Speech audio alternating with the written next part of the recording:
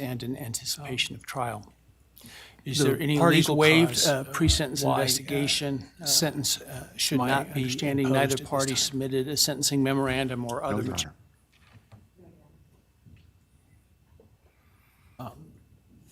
Does the state, before impact statements and arguments, wish to present evidence today? Your Honor, the state does not intend to present evidence in a documentary sense. We have provided the court through the clerk with photographs that we would like to use during the course of our sentencing argument. Sure. All right. Thank you. But no testimony other than impact statements? That's correct, Your Honor. All right. So with that, let's start with then impact statements. Ms. Jennings will be introducing the And my understanding, just so I'm clear, I indicated through the trial court administrator that we need to see if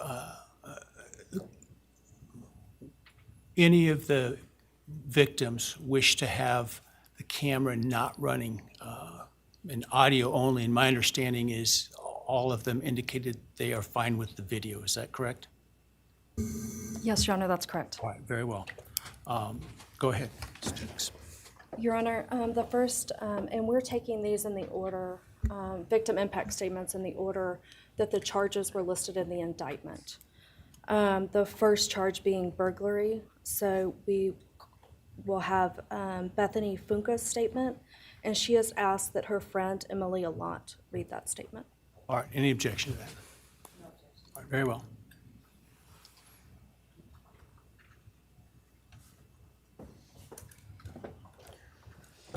Thank you, Your Honor.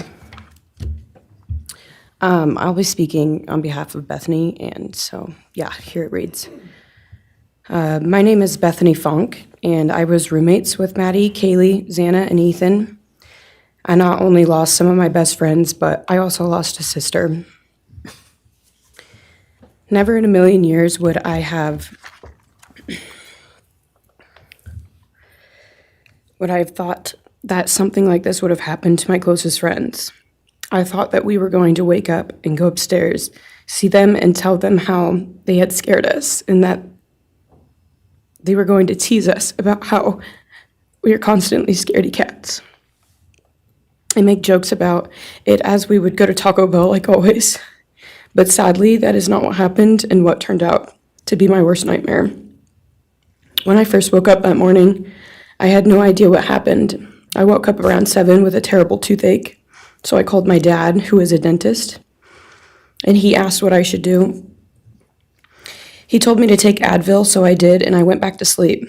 I was still out of it and still didn't know what happened. If I had known, I of course would have called 911 right away. I still carry so much regret and guilt for not knowing what had happened and not calling right away, even though I understand it wouldn't have changed anything, not even if the paramedics had been right outside the door.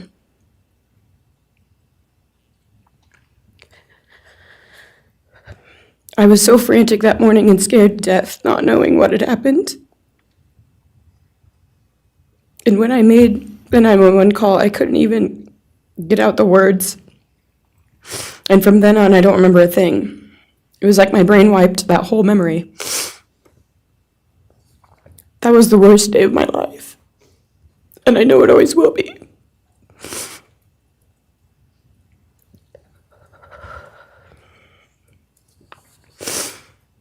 While I was still in shock, trying to process the fact that my friends were truly gone, I had been attacked by the public. I was grieving, numb, and unsure of what had happened was even real. And at the same time, I was getting flooded with death threats and hateful messages from people who did not know me at all or know the dynamic of our friendship. Social media made it so much worse, and strangers made up stories to entertain themselves. The media harassed not just me, but also my family. People showed up at our house. They called my phone, my parents' phones, other family members' phones, and we were chased while I was still trying to survive emotionally and grieve the loss of my friends. I hated and still hate that they are gone, but for some reason, I am still here and I got to live. I still think about this every day. Why me? Why did I get to live and not them? For the longest time, I could not even look at their families without feeling sick with guilt. I did not know what to say or what to do. I was terrified that my presence just made their pain worse, and I was still here when their kid, their siblings, and their friends, their loved ones should have been here instead. After everything happened, I was afraid to go into my own backyard or alone in my house. I was scared that the person who did this would come for me next. I was always scared that the media would try to catch me at any moment of any day, even when I was just walking around my house. I made my parents close all the blinds during the day so no one could see me even in the slightest chance. I barely left the house, and when I did, I made sure I was never alone. I slept in my parents' room for almost a year. I made them double lock every door, set an alarm, and still check everywhere in the room just in case someone was hiding. And I still check my room every night before, and I double lock it. I have not slept through a single night since this happened. I constantly wake up in panics, terrified. Someone is breaking in, or someone is here to hurt me, or I'm about to lose someone else that I love. The fear never really leaves.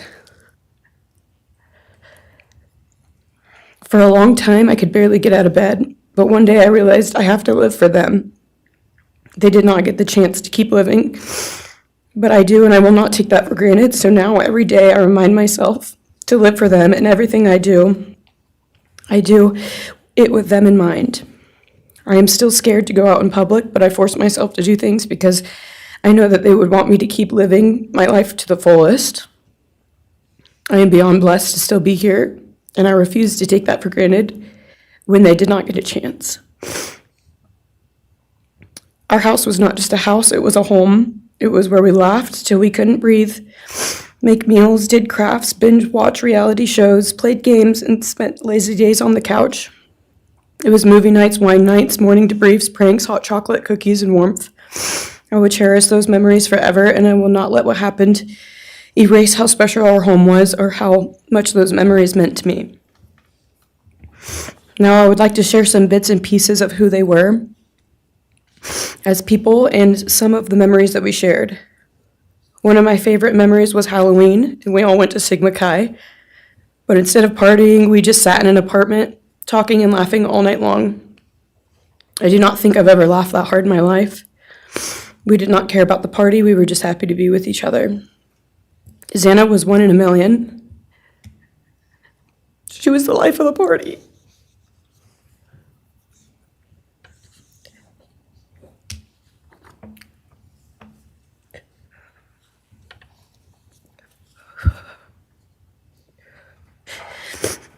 But she was also the kindest and funniest person I knew. Everyone loved her because she made everyone feel so loved. She was just someone you always wanted to be around, no matter the circumstance. One of my favorite days with Xana was when she laid on the couch, when we laid on the couch together all day watching movies and snacking. Or when she, Maddie, and I would go and get margaritas, chips, and salsa. She would also light up a room with her presence alone. Kaylee had the most beautiful, radiant smile, and she was so kind, but also one of the funniest people I've ever known. She loved playing little pranks, and she always had us laughing so hard that we could not breathe. She was so full of energy and life. I really believe that she could have ruled the world if she wanted to, and she would have been America's sweetheart. Ethan was the sweetest, most genuine guy. He was always smiling and always making other people smile too. Ethan was the kind of person you wanted around. He was so kind and easy to talk to and just so fun.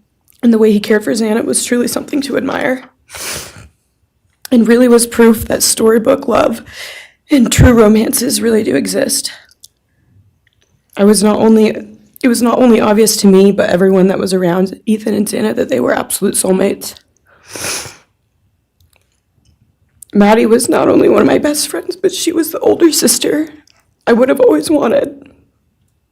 There was no one I looked up to or admired more than Maddie. She was truly a ray of sunshine, and everyone was drawn to her. She was so kind, loving, funny, fun, and passionate. She had the sweetest soul and wanted nothing but the best for everyone and to love and show love to everyone. She took me under her wing and always made me feel so safe and included, and above all, loved and valued. She never failed to make me laugh or put a smile on my face. Still to this day, I am beyond grateful that she chose me to be her sorority little, and I thank God every day that I not only got to know her, but had her as one of my best friends. Honestly, I cannot pinpoint one favorite memory with Maddie because I have so many, and this would be a very long read if I did. But if some little memories with her that I cherish is when the two of us made a nice dinner and split some wine, or when we would binge watch Jersey Shore or Summer House. When we came up with a whole dance routine on Halloween and danced and sang all night, like no one was watching. All the late night walks home from going out, and just little shopping trips and so much more. I am beyond blessed that I had the chance to know each and every one of them. They changed my life in ways I would have never put into words.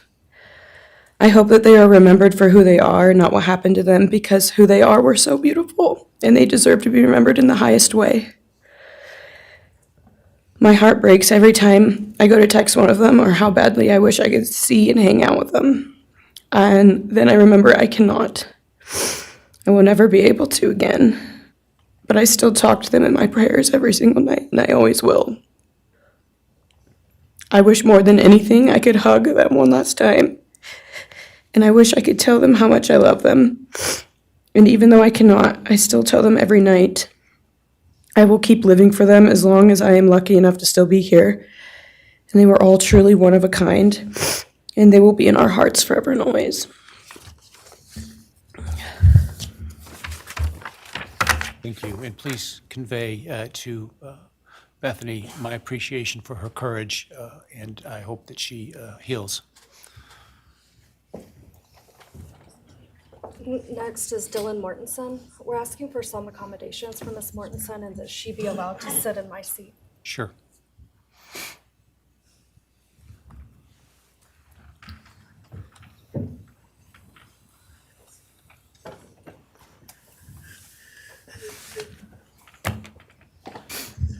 Dylan, just take your time, all right?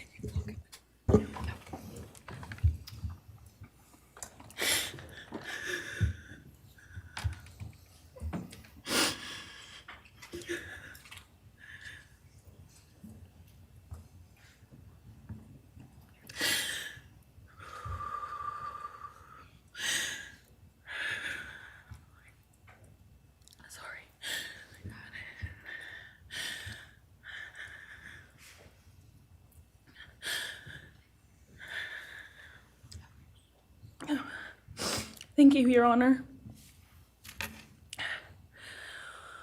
What happened that night changed everything. Because of him, four beautiful, genuine, compassionate people were taken from this world for no reason.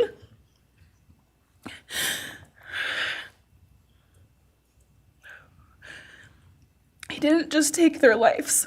He took the light they carried it into every room. He took away how they made everyone feel safe, loved, and full of joy. He took away the ability for me to tell them that I love them and that I'm so proud of them. He took away who they were becoming and the futures they were going to have. He took away birthdays, graduations, celebrations, and all the memories that we were supposed to make. All of it is gone. And all the people who loved them are just left to carry that weight forever. He didn't just take them from the world, he took them from me, my friends, my people who felt like my home, the people I looked up to and adored more than anyone. He took away my ability to trust the world around me. What he did shattered me in places I didn't know could break. I was barely 19 when he did this. We had just celebrated my birthday at the end of September. I should have been figuring out who I was. I should have been having the college experience and starting to establish my future. Instead, I was forced to learn how to survive the unimaginable. I couldn't be alone. I had to sleep in my mom's bed because I was too terrified to close my eyes. Terrified that if I blinked, someone might be there. I made escape plans everywhere I went. If something happens, how do I get out? What can I use to defend myself? Who can help? And then there are the panic attacks. The kind that slam into me like a tsunami out of nowhere. I can't breathe. I can't think.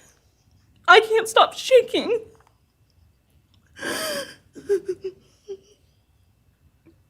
All I can do is scream because the emotional pain and the grief is too much to handle. My chest feels like it's caving in. Sometimes I drop to the floor with my heart racing, convinced something is very wrong. It's far beyond anxiety. It's my body reliving everything over and over again. My nervous system never got the message that it is over, and it won't let me forget what he did to them. People call me strong. They say I'm a survivor, but they don't see what my new reality looks like. They don't see the panic attacks, the hypervigilance, the exhaustion, the way I scan every room I enter, the way I flinch at sudden sounds. They don't know how heavy it is to carry so much pain and still be expected to keep going, and that's because of him. He stole parts of me I may never get back. He took the version of me who didn't constantly ask, what if it happens again? What if next time I don't survive?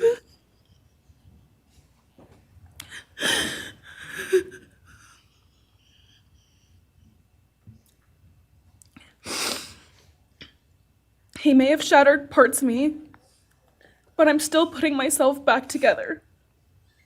Piece by piece, I'm learning how to live in this new version of life. It is not easy. It hurts, but I'm still trying. Still trying, and I'm not trying just for me. I'm trying for them, my friends. About a year ago, I had a dream about them. I got to say goodbye. I told them I won't be able to see you again, so I need to tell you goodbye. They all kept asking why, and all I could say was, I can't tell you, but I have to. When I woke up, I felt shattered and heartbroken, but also strangely grateful. Like maybe in some way that dream gave us the goodbye we never got. Still, no dream can replace them, and no goodbye will ever feel finished. He is a hollow vessel, something less than human. A body without empathy, without remorse. He chose destruction. He chose evil. He feels nothing. He tried to take everything from me. My friends, my safety, my identity, my future. He took their lives, but I will continue trying to be like them to make them proud. Living is how I honor them. Speaking today is to help me find some sort of justice for them. And I will never let him take that from me. He may have taken so much from me, but he will never get to take my voice. He will never take the memories I had with him. He will never erase the love we shared, the laughs we had, or the way they made me feel seen and whole. Those things are mine. They are sacred, and he will never touch them. I get to feel sadness. I get to feel rage. I get to feel joy even when it's hard. I get to feel love even when it hurts. I get to live. And while I will still live with this pain, at least I get to live my life. He will stay here, empty, forgotten, and powerless. Dylan, thank you so much for your courage. I appreciate it.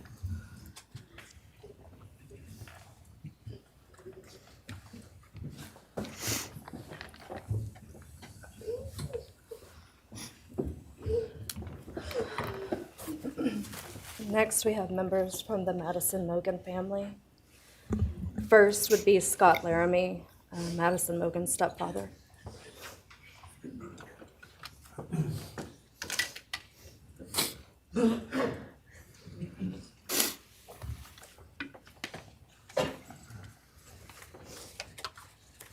Standing by him is Karen Laramie, Madison's mother.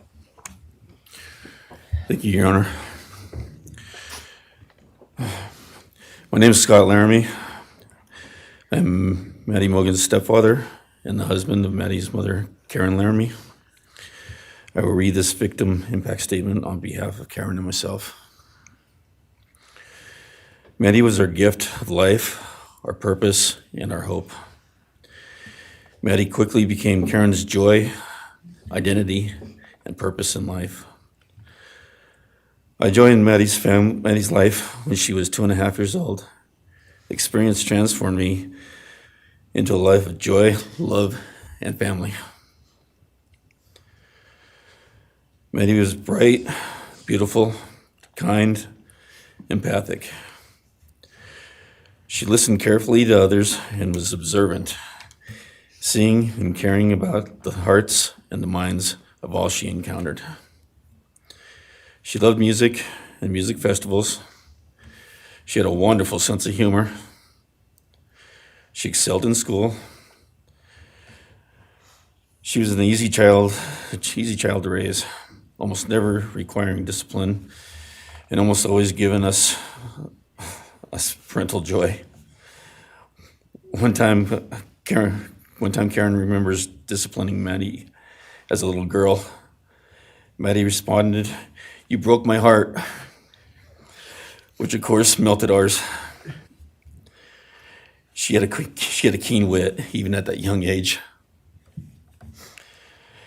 As she transitioned into teenage years, she prioritized us and extended family over many of the distractions that capture teenagers. She showered us with her presence and love at family events, barbecues, picnics, birthdays, holidays, and others. She spent countless hours with her papa, her Uncle David, Aunt Nadine, and her other close family and friends.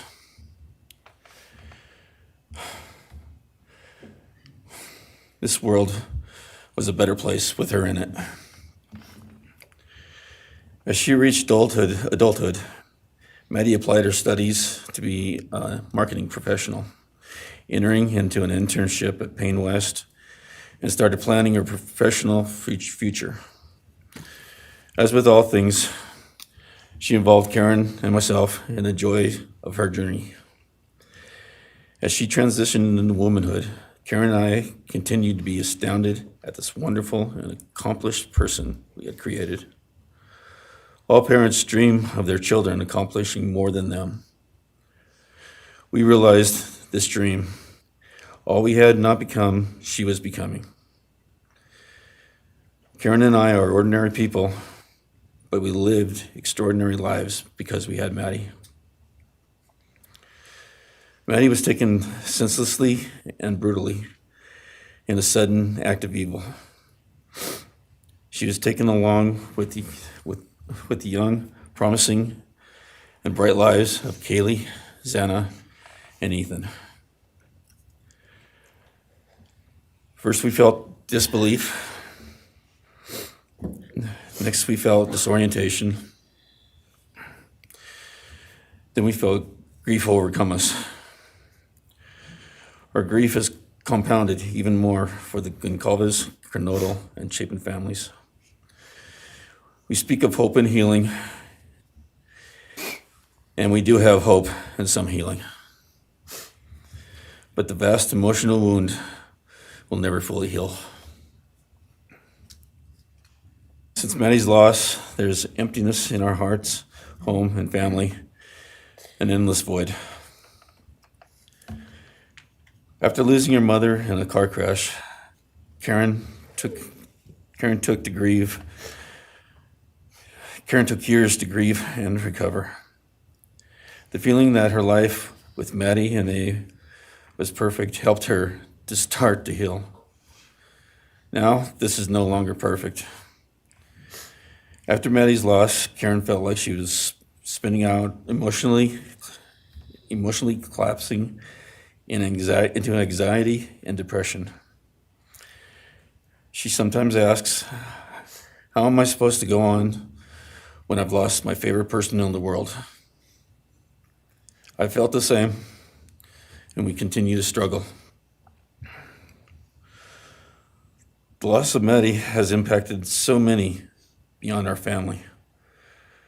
Her second family is her sorority sisters who grieve alongside us. She has so many close friends who suffer from her loss. We will continue to be. Her loss will continue to be felt by the Vandal community, including Vandal Solutions on campus, where she volunteered her time for others.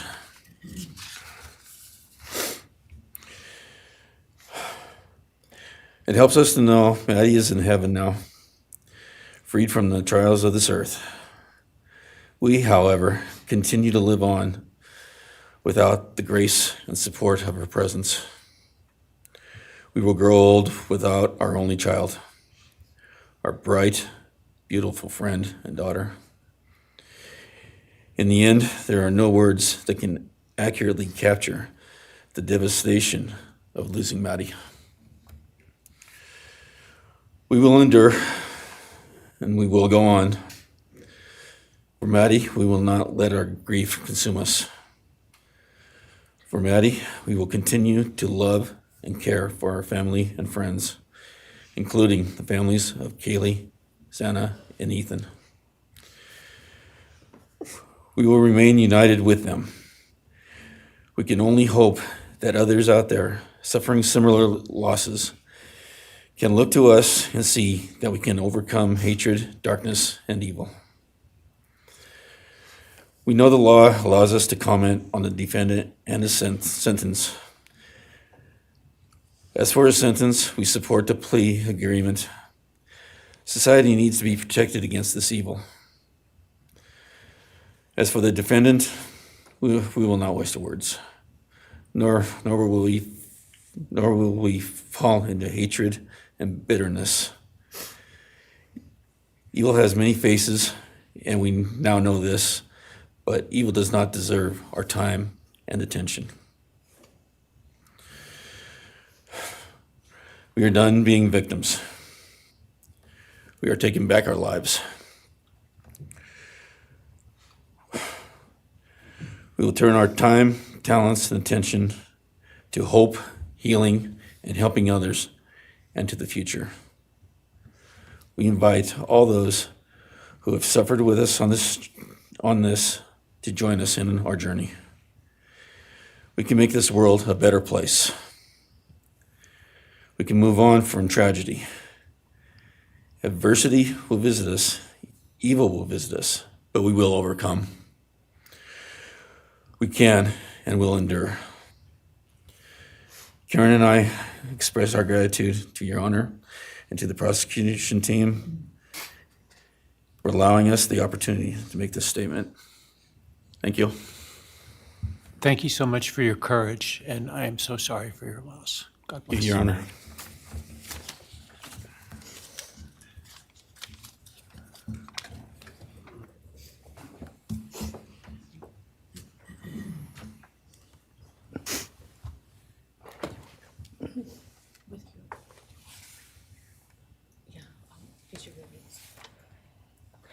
Your Honor, this is Leander James. He's the attorney for the Mogen family and victim advocate.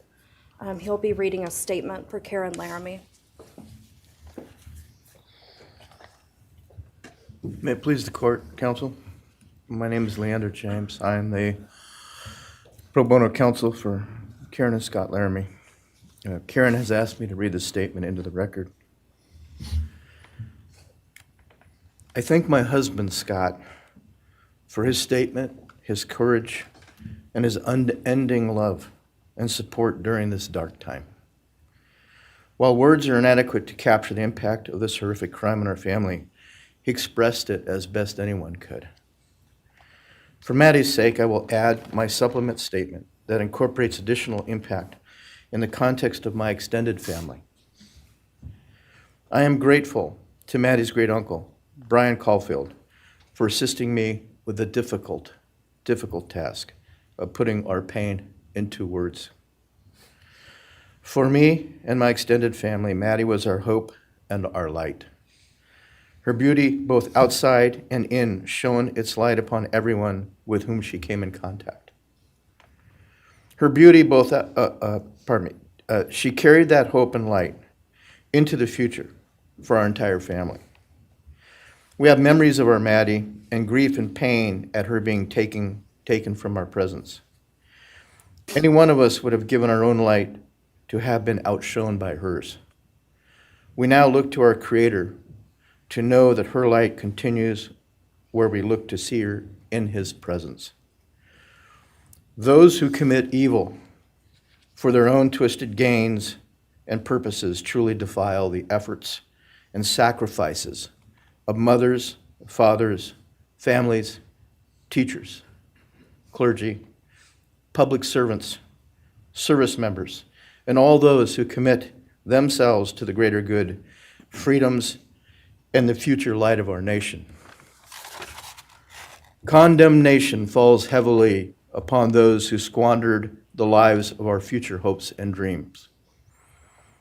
Some may offer forgiveness for what the defendant has done. However, we cannot at this time, or perhaps ever, nor will we ask for mercy for what he has done. His acts are too heinous, the agony and grief he has caused too great. But we will waste no further words or thoughts on him. For Maddie's sake, we will move on. We will do our best to carry Maddie's light into this world and make it a better place. I thank the court and the prosecution for allowing me the opportunity to make my statement, and I thank all those who have and will support my family and the families of Kaylee, Xana, and Ethan. Thank you. Thank you. Thank you, Mrs. Laramie. Appreciate it.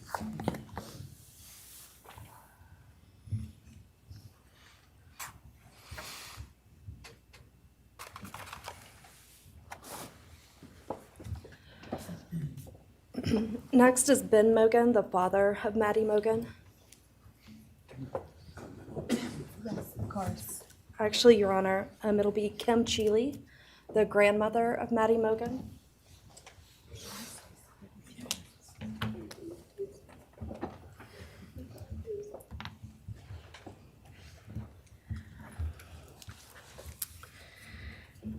My name is Kim Cheeley. I was Maddie Mogen's paternal grandmother, as Ben Mogen, her father, is my son. I'm here today with my sister Lori Cheeley, Maddie's great aunt, and my son Ben Mogen, and my daughter-in-law Corey Hatrock. I'd like to begin by thanking a number of people involved in bringing this case to closure.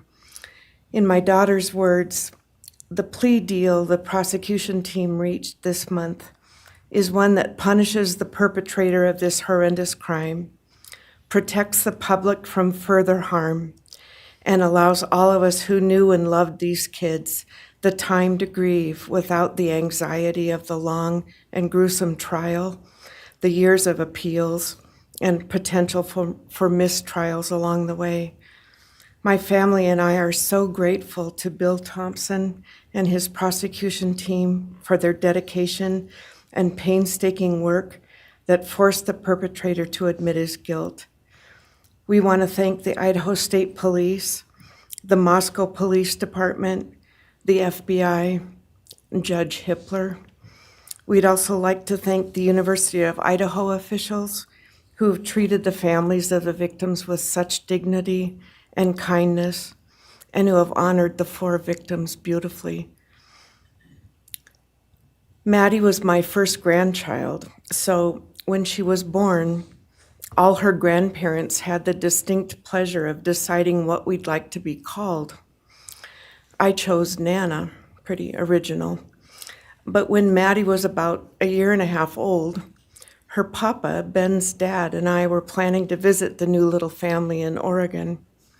Maddie didn't have an extensive vocabulary at the time, but for some unknown reason, she called bananas ba-deedle-deedles. When Karen and Ben told her Nana was coming to visit, she figured, I say deedle-deedle for that word. So I became deedle-deedle, shortened to Deedle when she was about 6 or 7, and I was Deedle all her life. I don't think her stepdad, Scotty, ever knew my given name was Kim. Maddie's and my birthdays were one day apart, and a couple years before she was killed, she gave me this necklace with Deedle and Maddie engraved on it, and I added an angel wing, and it's one of my treasured possessions.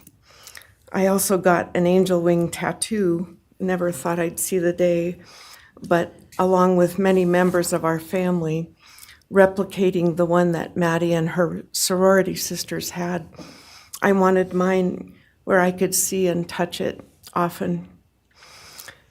From preschool through grade school, I stopped teaching piano lessons early on Wednesdays and picked Maddie up for bubble baths, brownies, and books. It was our special time together, and she went home those nights in her jammies with a pan of warm brownies for her family. Although Karen and Scotty raised Maddie and did such a lovely job of parenting, we Mogens were lucky to have her for holidays and many other family gatherings. We'll always have our treasured memories of Maddie growing up in our big, extended, cooperative family, and I thank Karen and Scotty Laramie for being so generous and open and sharing Maddie with her Mogen side of the family. When the 4 kids were murdered, the foundation fell out of our world. Initially, the fear was truly debilitating.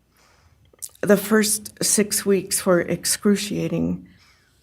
Despite the vigils, memorials, candlelight gatherings of students, friends, family, community members. After the arrest, in the past 2.5 years, my family has lived with grief, with the effects of traumatic grief, of which I was blissfully unaware before all of this.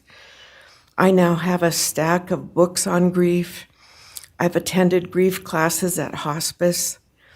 I've tried EMDR, a technique that helps replace disturbing visions with something more comforting. My son Ben, his 2 sisters, Maddie's aunts, and I have all experienced depression and anxiety and sleep disturbance, requiring medical intervention at times. We've all sought counseling off and on. The struggle with media attention was extremely difficult, especially for Ben. No one should live through the violent murder of one's child. Some days it's beyond me how the parents of these kids are still upright. I'm thankful for the strong families and communities that are supporting the survivors. At the time, I could think of only two blessings surrounding the horrific murders. One was that Ben was living with my partner Tom and me at the time, and that we could support each other emotionally through it all. Sadly, Tom died a year ago of a rare brain cancer, and he won't be here to see justice served. He was our family's rock, and we all miss him every day. A second blessing is that my mother died of COVID several months before the kids were killed, and she didn't have to live through the horror. It was difficult to identify blessings. So we've all lost our dear child and a future with her. I ache for the loss of the dreams that she and her true love, Jake, held. And my heart goes out to Karen and Scotty and your side of Maddie's family. You've had more than your share of loss. My heart aches for the kids' roommates and the families of the other victims, and also the family of the perpetrator.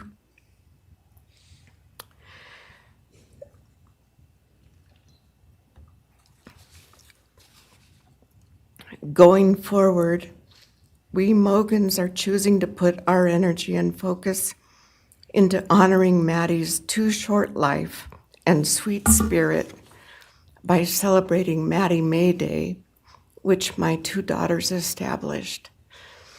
On May 25th each year, Maddie's birthday, we encourage folks to do random acts of kindness in Maddie's name.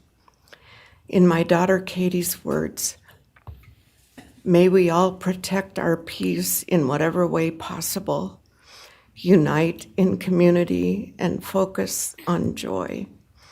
Please do an act in kindness in Maddie's honor during this week, so a glimmer of Maddie's light may live on. Thank you. Thank you, and I appreciate your courage, and bless you and your family. Thank you.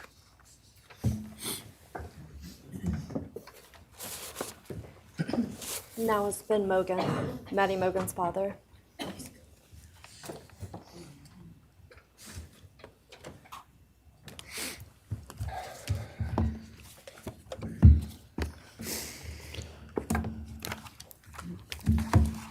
I'm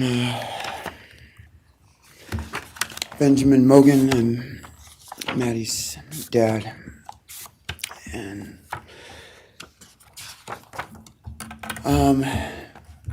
first I just want to say thanks to all the people that helped bring this all to a close. I know it's not the resolution that everyone,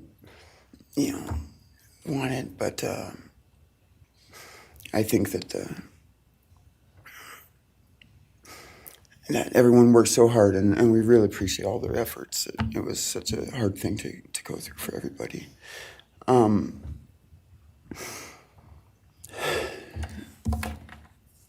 Maddie was my only child that I ever had.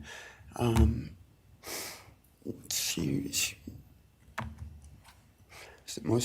the only great thing I ever really did, and the only thing I was really ever proud of. And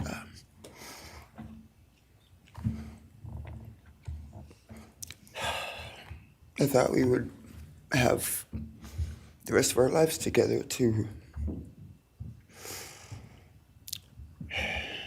be together and to know each other, and I took for granted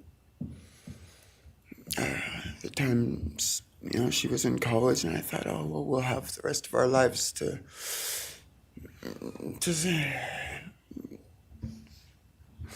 do all the stuff that we're supposed to do, and she was just about done.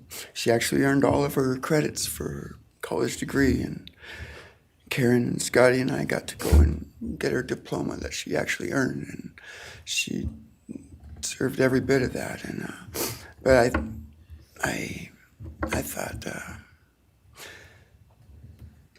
that that was going to be just the beginning of a long life together, and we never got that. Karen and Scotty did such a great job raising her after Karen and I split up, and I'm so thankful for Scotty and the role that he played in her life when I wasn't able to. But we got to spend a lot of great times together, Maddie and I. She was my favorite person to go to a concert with. We got to see some fun shows together, and I told her, if there's ever a show that you want to go to, let me know, and I'll get you tickets for you and your friend, or if we want to go together, we'll make it happen. And my favorite memory with her was when the Mac Miller show sold out here in Spokane, and everyone wanted tickets, no one could get them, and they, on the last day before the show, they did a radio thing, and I got 4 meet and greet tickets for Maddie and her friends and me to go and see the show, and that was her favorite artist at the time, was Mac Miller, and he's gone now too, and my little cousin Zach drove us all there that night, and he's gone too, tragically, and anyway, the last thing that she ever wrote to me was this Father's Day card, and I'm so glad I still have it. I'm just going to read what she said. It says, "Happy Father's Day. I hope you have the best day. I can't wait till we can hang out again soon. I'll be in Coeur d'Alene, 624 to 74. Hopefully we can find a time then.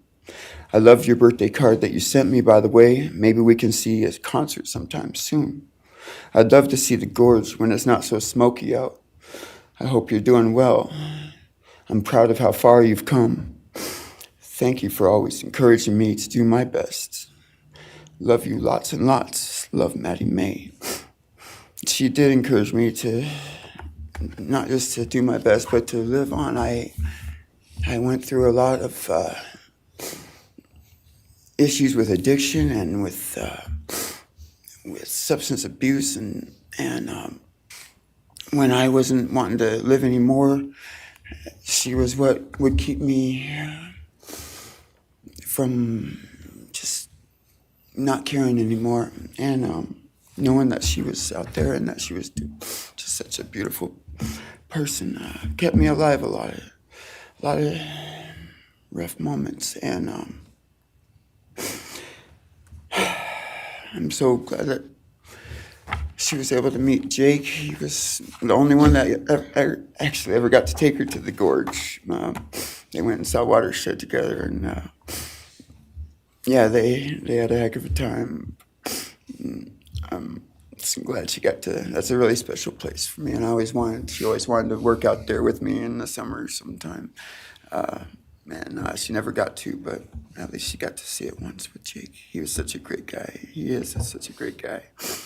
And I really wanted to see what a future with them would have looked like. I'll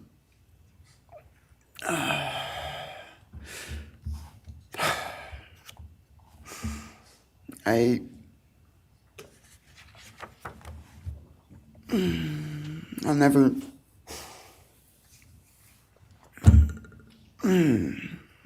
be able to replace her. I wrote a bunch of stuff. I just don't know what to say right now. It's that I just miss her so much, and I just love her more than anything. And it shouldn't have happened. And a death sentence is one thing. You know when it's going to happen, and it's going to be all gentle and stuff. But life without parole, with a building full of people that all just want you to not be around anymore, and winking at every morning, not knowing if that's the day they're going to pull your card. I mean, it's not a very nice sentence either. So I don't know. I just love you, Maddie, and I wish you were still here. Thank you so much.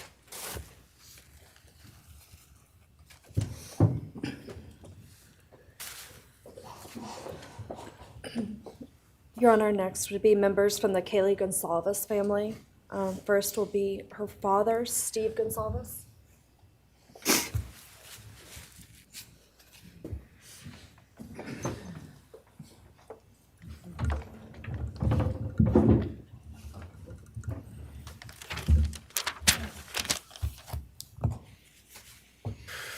Today, we are here to finish what you started. Today, you've lost control. Today, we are here to prove to the world that you picked the wrong families. The wrong state, the wrong police officers, the wrong community. You tried to break our community apart. You tried to plant fear. You tried to divide us. You failed. Instead, your actions have united everyone in their disgust for you. I just learned from these lead investigators, to their shock, they worked in an investigation and actually worked with Pennsylvania police officers and the federal FBI. You united everyone. Everyone was united after you. None of us are divided. We are united in our disgust and our love for these children. Today you have no name. Because when this all started, we all came together and we said, let's stop even talking about his name and just use initials. So even the media just calls you BK. That's all you are. Looking back when the police officers knocked on my door, told me what happened to my child, told me what happened to Maddie Mae, I don't think he was even out of the driveway before my kids turned around, looked at me and said, what do we do, Dad? I told him, you get to work. You get your ass to work. And we started calling, we started texting, we started emailing. And you know what? Within hours, we had your white car on the camera. We knew from the very beginning we had you. Police officers tell us within minutes they had your DNA, like a calling card. You were that careless, that foolish, that stupid. Master degree, you're a joke, complete joke. But we took this disaster and we did what we could. We put everything online. We took our kids, we took our images, we took everything that they did, their videos, their photos, the girls' pranks, Ethan singing. We put it out there, we shared it with the world. And the world united. And all they ended up, when they talked about this case, is they talked about Kaylee Jade, Maddie Mae, Xana, and Ethan. Everything what these people meant to us, a father, a mother, a brother, a sister, we shared that with our community. Then we shared it with our state. We shared it with the country, and eventually we shared it with the world. The world's watching because of the kids, not because of you. Nobody cares about you. You're not worth the time, the effort to be remembered. In time, you will be nothing but two initials forgotten to the wind. No visitors, nothing more than initials on an otherwise unmarked tombstone. From this moment, we've all started. From this moment, we will forget you. We want to all leave in closing one last thing. You picked the wrong family, and we're laughing at you on your trip to Penn. That will be today or tomorrow. I'll close with, God bless all the men and women that worked on this case and all the hard work that you guys did. You guys allowed us to grieve and allowed us to get through this. The amount of work that you guys put together and the way that you guys put it together was beautiful. There was hard times to be expected. But thank you all. God bless. Thank you.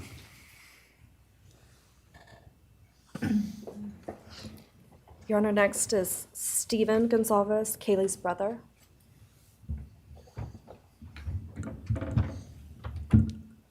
Steven's actually gonna pass. I'm gonna go. Okay. Olivia Goncalves, Kaylee's sister. Hello, I'd like to start by thanking the court for allowing me the time and opportunity to speak today. My name is Olivia, and I'm the big sister of Kaylee Goncalves, and I was blessed to love Madison Mogen as a sister too. I'm not here today to speak in grief. I'm here to speak in truth. Because the truth is, my sister Kaylee and her best friend Maddie were not yours to take.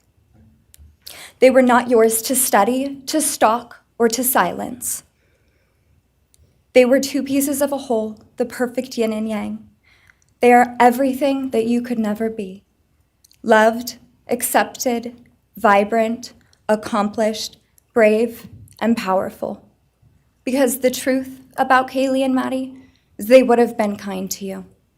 If you had approached them in their everyday lives, they would have given you directions, thanked you for the compliment, or awkwardly giggled to make your own words less uncomfortable for you. In a world that rejected you, they would have shown mercy. Because the truth is, I'm angry. Every day I'm angry. I'm left shouting at the inside of my own head everything I wish I could say to you. The truth about me is when I heard the news, I didn't cry.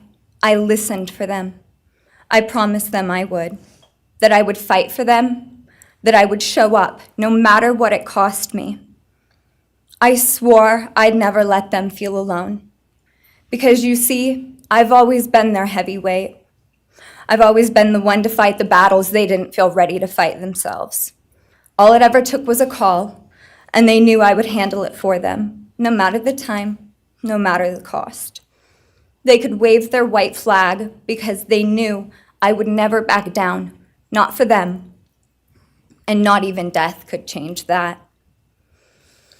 Somewhere along the line, I started to think about what I would say to them if I was given just one last chance. If I could gather enough heartbreak or love or sacrifice or whatever it took to get just one message across, what would I say?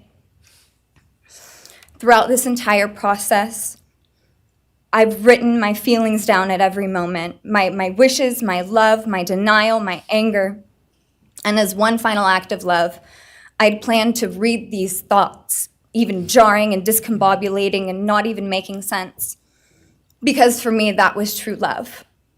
As bare and as naked as it could be, not laced in pretty words or dressed for the occasion, but written through bleary eyes at 2 a.m. with clenched fists, angry at this reality. My true final act of love was to continue on without them, for them. That dream to read aloud my love to them, to bring meaning through pain, was the latest blow in realizing you don't deserve it. And Kaylee and Maddie don't need it. Kaylee and Maddie have always known my love, and they would never ask me to prove it by further victimizing myself to a defendant who has shown no guilt, no remorse, no apprehension. They would say to me, "Why would you give the satisfaction of showing vulnerability now? You promised you would never back down." And for that clarity, I'm thankful. I won't stand here and give you what you want. I won't offer you tears. I won't offer you trembling. Disappointments like you thrive on pain, on fear, and on the illusion of power. And I won't feed your beast. Instead, I will call you what you are: sociopath, psychopath, murderer. I will ask the questions that reverberate violently in my own head, so loudly that I can't think straight most any day. Some of these might be familiar, so sit up straight when I talk to you. How was your life right before you murdered my sisters? Did you prepare for the crime before leaving your apartment? Please detail what you were thinking and feeling at this time. Why did you choose my sisters? Before making your move, did you approach my sisters? Detail what you were thinking and feeling. Before leaving their home, is there anything else you did? How does it feel to know the only thing you failed more miserably at than being a murderer is trying to be a rapper? Did you recently start shaving or manually pulling out your eyebrows? Why November 13th? Did you truly think your Amazon purchase was untraceable because you used a gift card? How do you find it enjoyable to stargaze with such a severe case of visual snow? Where is the murder weapon, the clothes you wore that night? What did you bring into the house with you? What was the second weapon you used on Kaylee? What were Kaylee's last words? Please describe in detail the level of anxiety you must have felt when you heard the Bearcat pull up to your family home on December 30th, 2022. Which do you regret more? Returning to the crime scene 5 hours later, or never, ever going back to Moscow, not even once, after stalking them there for months? If you were really smart, do you think you'd be here right now? What's it like needing this much attention just to feel real? You're terrified of being ordinary, aren't you? Do you feel anything at all? Or are you exactly what you always feared? Nothing. If you're so powerful, then why are you still hiding, defendant? You see, I'm here today as me. But who are you? Let's try to take off your mask and see. You didn't create devastation. You revealed it in yourself. And that darkness you carry, that emptiness, you'll sit with it long after this is over. That is your sentence. And it was written on the wall long before you ever pled guilty. You didn't win. You just exposed yourself as the coward you are. You're a delusional, pathetic, hypochondriac loser who thought you were so much smarter than everybody else. Constantly scolding, turning your nose up to grammar mistakes, nitpicking and criticizing others. You wanted so badly to be different, to be special, to be better, to be deep, to be mysterious. You found yourself thinking you were better than everyone else, and you thought you could figure out the human psyche and see through it, all while tweaked out on heroin. Lurking in the shadows made you feel powerful because no one ever paid you any attention in the light. You thought you were exceptional, all because of a grade on a paper. You thought you were elite because your online IQ test from 2010 told you so. All of that effort just to seem important. It's desperate. There is a name for your condition, though. Your inflated ego just didn't allow you to see it. Wannabe. You act like no one could ever understand your mind, but the truth is you're basic. You're a textbook case of insecurity disguised as control. Your patterns are predictable. Your motives are shallow. You are not profound. You're pathetic. You aren't special or deep, not mysterious or exceptional. Don't ever get it twisted again. No one is scared of you today. No one is intimidated by you. No one is impressed by you. No one thinks that you are important. You orchestrated this like you thought you were God. Now look at you, begging a courtroom for scraps. You spent months preparing, and still all it took was my sister in a sheath. You worked so hard to seem dangerous, But real control doesn't have to prove itself. The truth is, the scariest part about you is how painfully average you turned out to be. The truth is, you're as dumb as they come. Stupid, clumsy, slow, sloppy, weak, dirty. Let me be very clear. Don't ever try to convince yourself you mattered just because someone finally said your name out loud. I see through you. You want the truth? Here's the one you'll hate the most. If you hadn't attacked them in their sleep, in the middle of the night, like a pedophile, Kaylee would have kicked your fucking ass. Thank you. Thank you.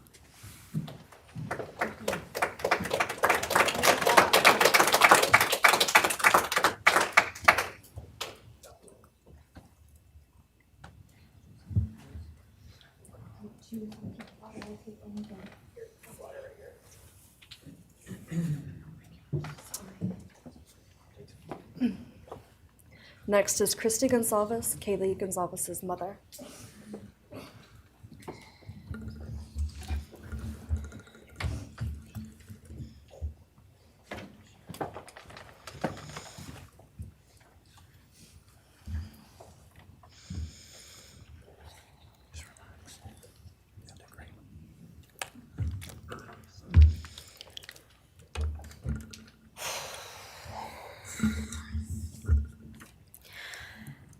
Thank you, Your Honor. I never imagined having to speak to someone so devoid of humanity. For a long time, I didn't think I'd find the words low enough to meet you where you are. But now I realize this isn't about you. It's about what you've done to me, and I need you to hear it. When you murdered my daughter, Kaylee Jade Goncalves, you didn't just take her life, you shattered others. You attacked what you could never be, and in doing so, you left a trail of devastation far beyond that house. You stole my peace. You've altered my every waking moment, every sleepless night, the way I view the world, people, safety, trust. It's all been changed by your cruelty. I no longer recognize parts of myself. Joy is harder to find. Laughter feels foreign. The world moves forward, but I'm suspended in a place of sorrow and rage. You've taken from me something that can never be restored. The grief sits with me every day, some days quietly, and other days so loud it drowns out everything else. The emotional toll you've inflicted on me is immeasurable. I live with a constant ache, with birthdays that are now memorials, with holidays that feel hollow, with empty chairs that scream louder than words ever could. I am forever changed. But for you, as a person working on a Ph.D. in criminal justice, you really didn't think this one through. You're not that good. In fact, you're not that good at anything. You couldn't secure a job. You couldn't get along with others. You couldn't even get a female to look in your direction. All because you are pathetic. Now you're a joke in this courtroom. I wish I could crown you with a jester hat to complete your orange jumpsuit clown look. A dead killer doesn't kill again. So while I'm disappointed the firing squad won't get to take their shots at you, I'm confident that the men in prison will have their way with you in more ways than one. You will finally get what you wanted, physical touch. Just probably not how you were expecting it. See, you haven't beat the system. You've simply entered a new one, where the rules are cruel and the consequences will never end.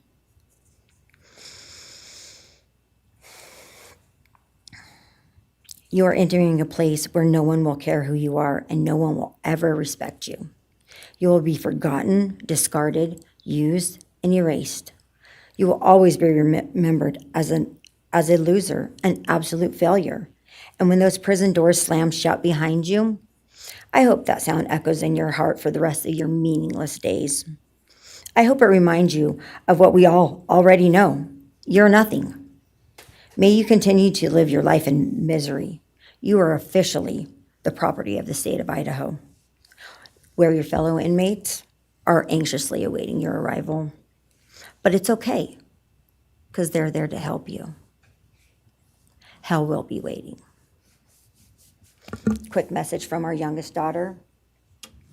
Aubrey wanted to say, you may have received A's in high school and college, but you're going to be getting big D's in prison. Thank you.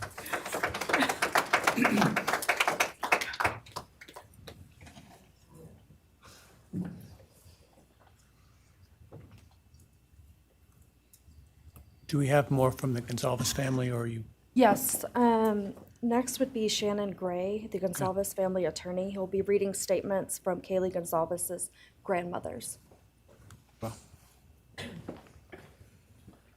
Morning, Your Honor. Shannon Gray, the attorney for the Goncalves family. I actually have 3 statements, one from her aunt and 2 from her grandparents. This is from her aunt, Tammy Butts. You, in the cloak of darkness, made a decision to turn our whole family's world upside down forever. You, in the cloak of darkness, took our Kaylee J. Goncalves away from us all without hesitation. Never have you shown any remorse or regret. We just get creepy, non-expressive stares as you have your team of women defend you. Kaylee was a strong, kind, fun-loving, caring person, and she will greatly be missed by all her family and friends for the rest of our lives. She had goals in life that you took from her and us. We lose on watching her enjoying her life, working hard and building the future she wanted. She was ready to start that after college life. You, in the cloak of darkness, took it all away. You left us without her future wedding, her future children that she would have added to our family. No more talking to her on the phone, going for a coffee, celebrating holidays. It's all gone. You, in the cloak of darkness, gave each and every one of Kaylee's family members their own lifetime sentence.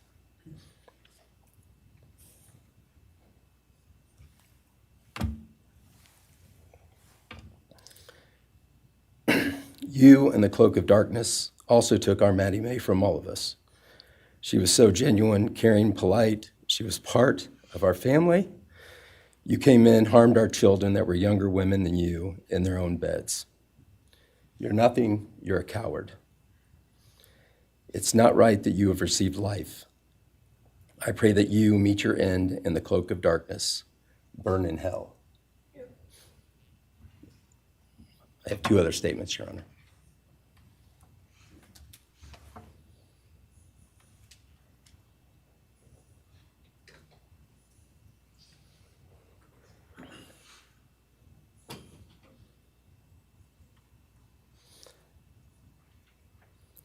This is Linda Lucan's statement. This is Kaylee's grandmother. I really don't know how to address something so inhumane, but I will try. Nothing in the past 2.5 years has made any sense. All I get is you cowardly went into a home at night, filled with what I'm sure you thought was all sleeping girls, and went on a vicious killing spree for no other reason but to appease your demonic urges.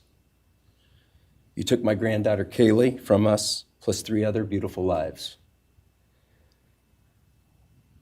You took my granddaughter Kaylee, beautiful, sweet-souled, doll-faced Kaylee, who was getting ready to start her amazing life, who had such a bright future, who was loved by so many, who you were so envious of.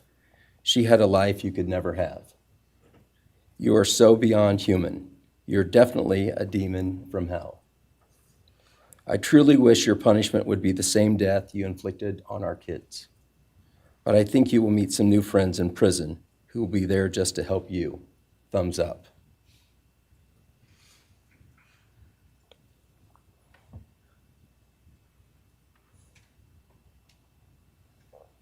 And I have one last statement, Your Honor. This is from Cheryl Goncalves, Kaylee's other grandmother. John 1:5 says, light shines in the darkness, and the darkness overcomes it not. Somewhere in your life, some jealousy, envy, ego, something went dark. It pushed out all light until you became dark and evil. And when you saw my granddaughter and her friends, their light, because they have such a light, you couldn't stand it. Because the darkness in you could not stand the light in them. And so you decided to destroy it. Cowardly, you walked into their rooms in the dark and took their lives, hoping to get rid of your darkness. But you didn't. You failed. Because you know what was once a light shown only to their friends, families, and loved ones is now all over the world. Everyone sees it. Their smile, their beauty, their plans, everything they were and had.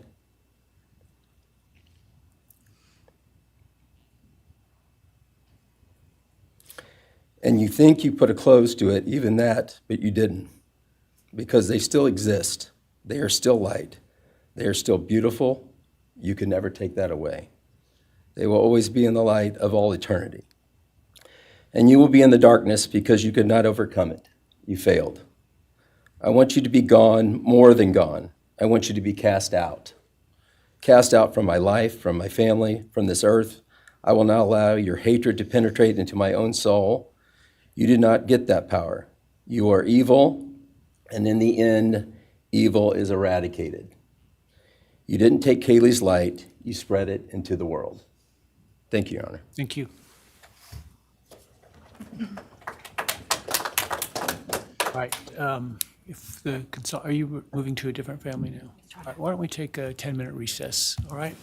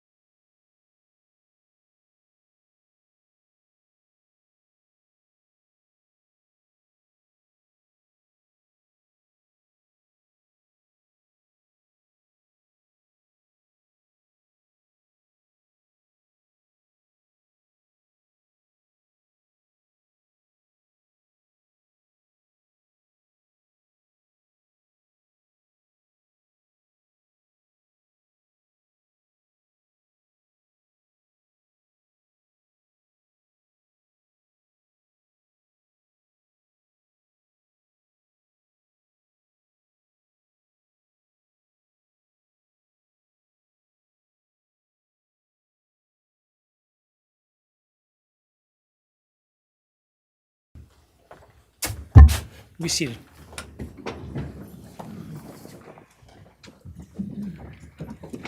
All right, Ms. Jennings. Thank you, Your Honor. The next family is the family of Xana Kernodle. And first would be Jasmine Kernodle, Xana's sister.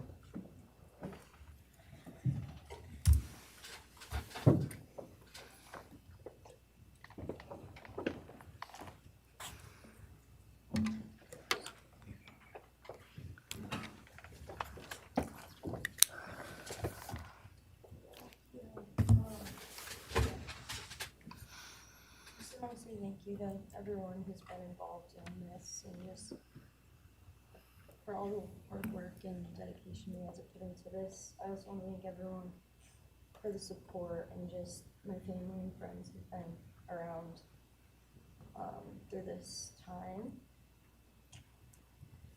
I went back and forth on whether to speak today because the truth is you don't deserve power over my feelings, my words, or me. Thank you. In the end, I realized this moment isn't about you. It's about justice for Xana, Ethan, Kaylee, and Maddie. It's about honoring the beautiful people they were and still are in God's eyes. On November 13th, 2022, a piece of my heart was ripped away. There's no way to ever fully describe the weight of losing my sister, my best friend. No sentence or punishment will ever come close to the justice Xana, Ethan, Kaylee, and Maddie deserve. Xana was everyone's best friend. She was kind, she was funny. She was a gift to each person she was able to make an impact on. Xana was someone I turned to when I needed direction or advice. Although I am her older sister, I often found myself looking up to her.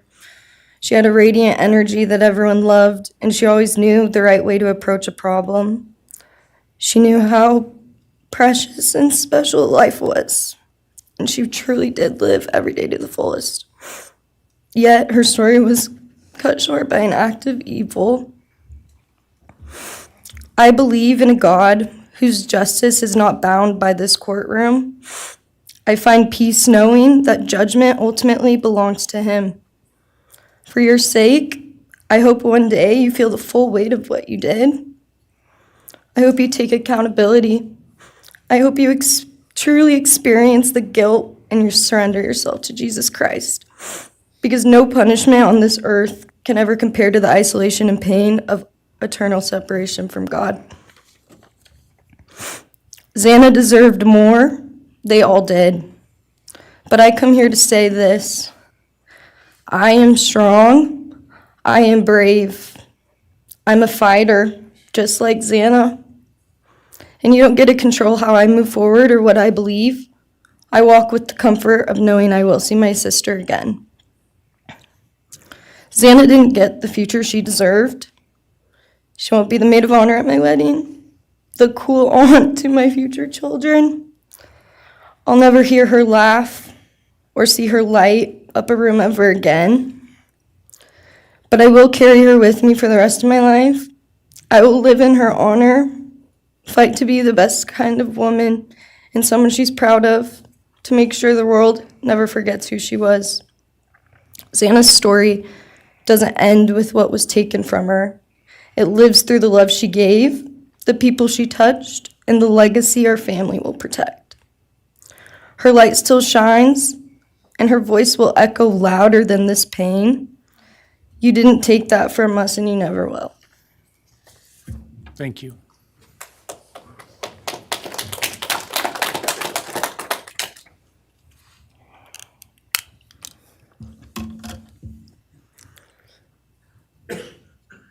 I just want to say before I start, I'm Xana's dad, Jeff Kernodle. It's been a hard road down, because she's gone. And I want to thank everybody, other their families that's speaking so far, spoke about things. I agree with everything they have to say. It all comes back to a lot of the same things that I've had to deal with and we as a family have had to deal with.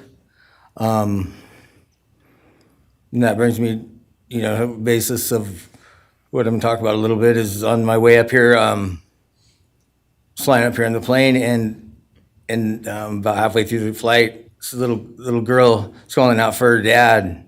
Hey, dad, dad, dad, and then in my mind, I was kind of half asleep. It's dark on the plane. I heard Xana calling out for me like she did, back when she was little, 5 years old. And those times were hard.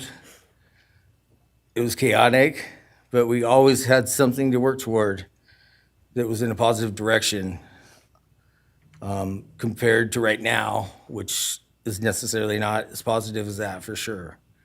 And I know I miss Xana a lot. My life's been changed, and Xana had a great impact on me. And the impact was when she was gone, I realized how important she was and what she really did for me, influenced me, was way beyond what I ever thought.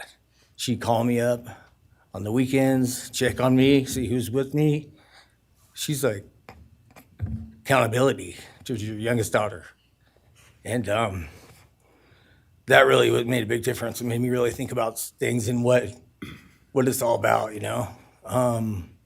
That's the things that I miss the most, is those calls on the weekends, the calls at 11 at night. What's going on? You want to meet my friend? Whoever she's with, a couple of her friends, I can meet them, talk to them. And she always did that. And it's pretty cool. Pretty cool. I really miss that. And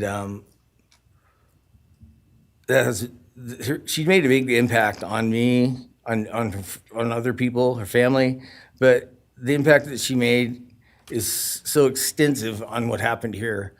And it goes so far. People from everywhere in the world, are following things, and Xana has made a difference in their lives. So, countless people told me that. They might not even know her. They never knew anything about her. It's what they see, and they just love her and say how they wish she could have been their friend. Could have been their friend, could have hung out, and it's like, this is a blessing, this is the little kid was, and definitely was a big blessing in my life, and so is Jasmine, and basically, we worked hard to do the things we did, through the times they were growing up, and through those times, I realized that I wanted both of them to graduate college, and that'd be the ultimate thing for them to do to prepare for the world. Then it came back to me, Xana didn't get to finish college. He had it all figured out. And this all just came back to me when I was there, and that little girl was on the plane doing that. It's like where I was going, what I was going here for. And then I just realized and thought to myself about the wonderful life that she had and we had together. And I still get to have with Jasmine, but that's the part that really counted. It's the part that really counted, is those memories. And those are what I have left, the memories with her and the ones I can make with her, and the life that I can go on with now, which is what she wants. And I say that in present tense because that's what she wants, because I've been told that, I've had countless ways that she's out there and has a way to communicate, which I'm very grateful for.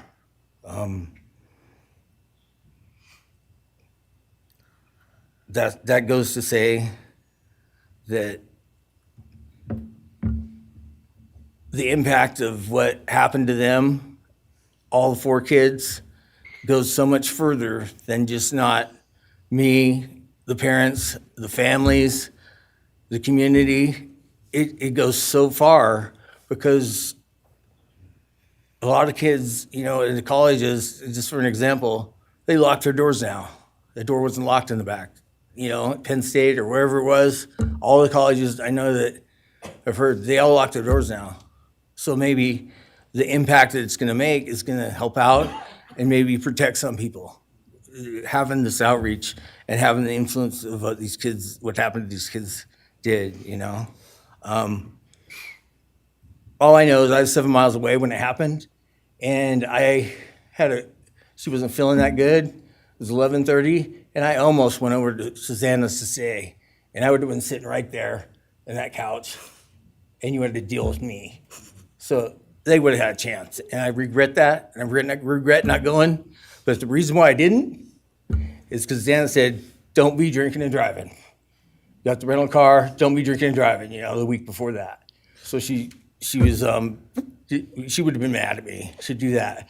But I really wish I would have drunk and drove, you know, because they would have had a chance, all four of them. At this point, I just have to go on. We're gonna go on with everything and make things better in my life, because that's what it's all about.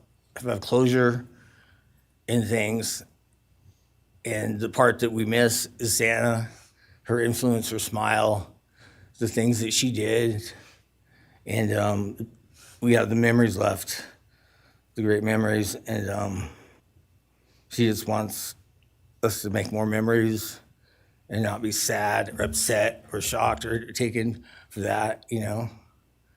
And that's what we're gonna do. We just have to. That's all I got. Thank you for your words and your courage, and bless your family.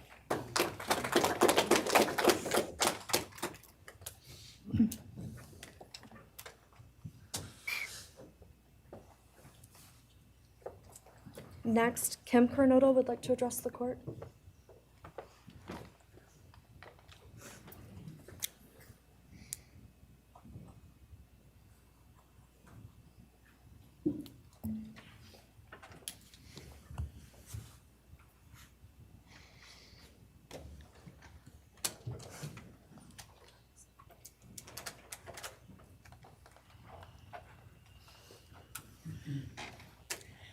Thank you, Your Honor. My name is Kim Kernodle.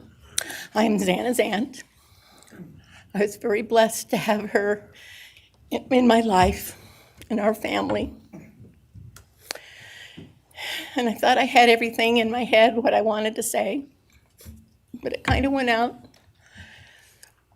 And I'm always looking for the positive thing, because evil, hate can destroy people.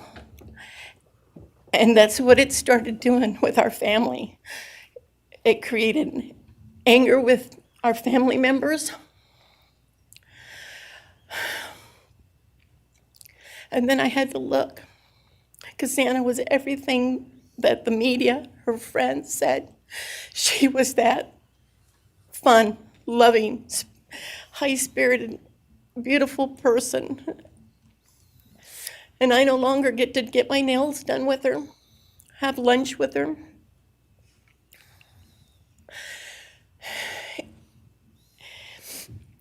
Sorry.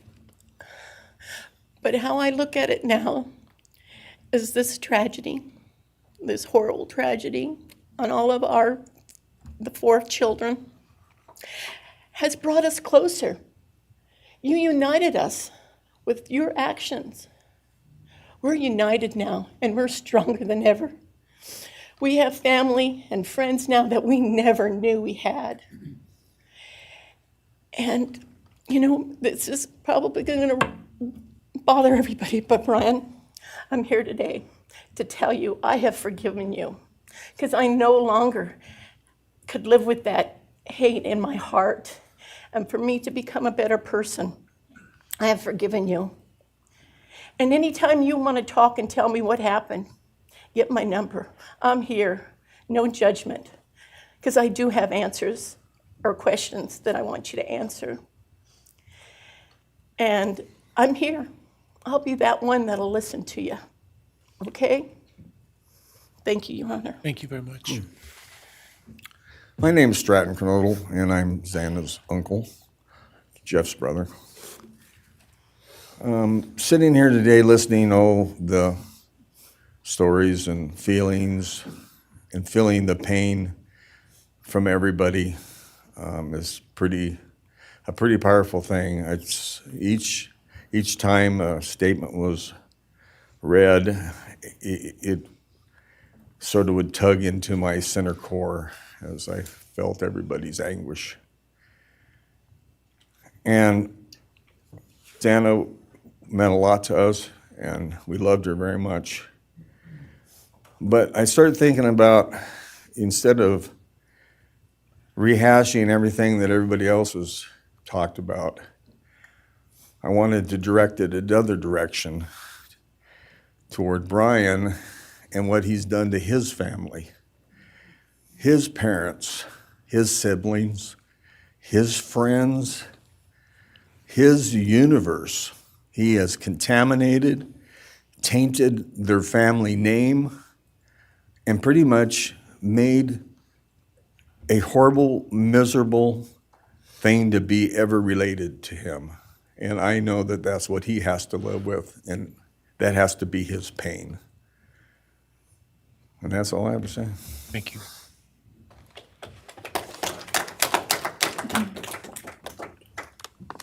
Next, Your Honor, I believe Randy Davis, stepfather to Xana Kernodle, would like to address the court.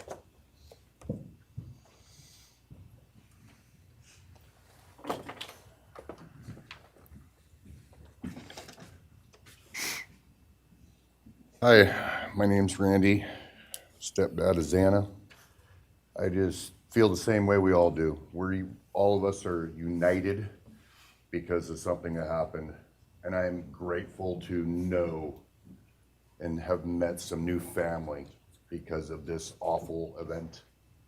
But this is probably the last time we're all going to be in the same room together, let's be real. So I can say, I love you all, and I feel your pain. And just God bless us all, you know? Just get through it. I had stuff wrote up. It was probably best I didn't read it out. Probably get kicked out of here, so. You know, I'll share one thing to you guys, not to you, with Xana. So I was working in North Dakota and came home, and Jazzy and Xana had taken our son Elijah and put him in a dress, makeup, and it was awful, you know. I was like, I don't know. She was funny. I told her she'd be in the movies and be somebody great one day like that. And now she is just above us as an angel with all the other beautiful kids. So let's hold that to our hearts, because this evil thing is not going to take nothing from us.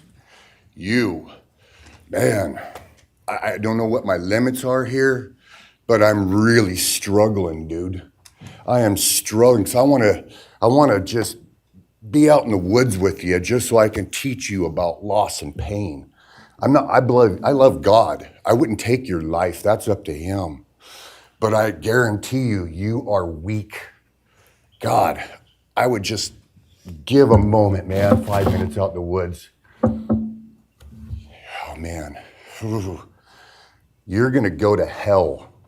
I know people believe in other stuff. You're evil. There's no place for you in heaven. You took our children. You are going to suffer, man. I'm shaking because I want to reach out to you, but I hope you feel my energy, okay? Go to hell.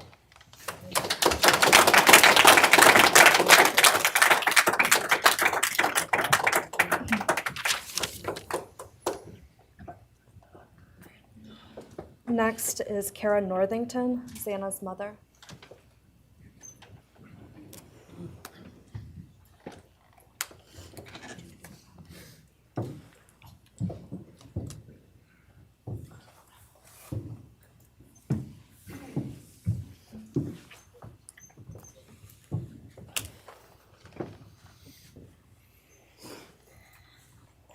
I'm Kara Northington. I am Xana Kernodle's mother. This letter is to you, really.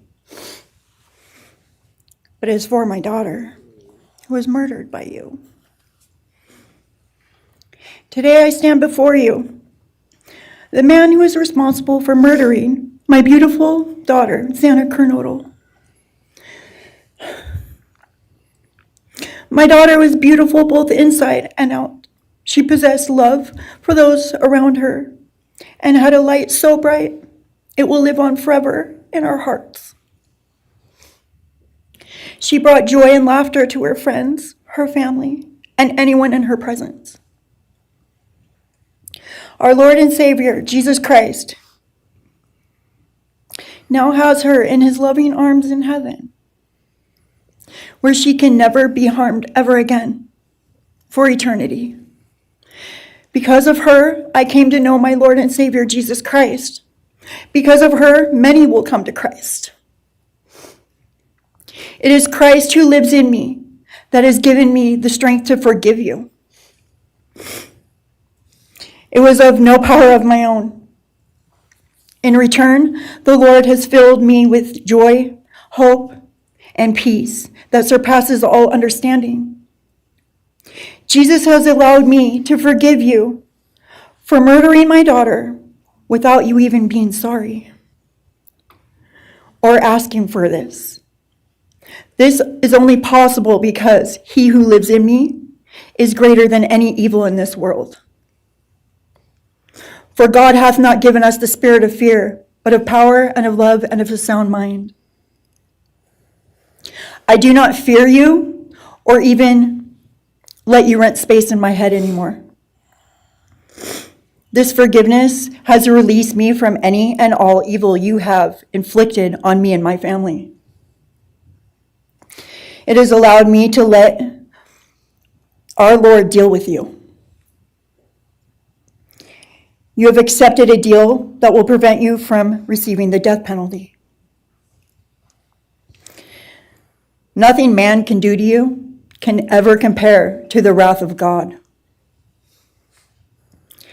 Inevitably, you will stand before our Lord and will have to answer to him over the sins you have committed in murdering our children.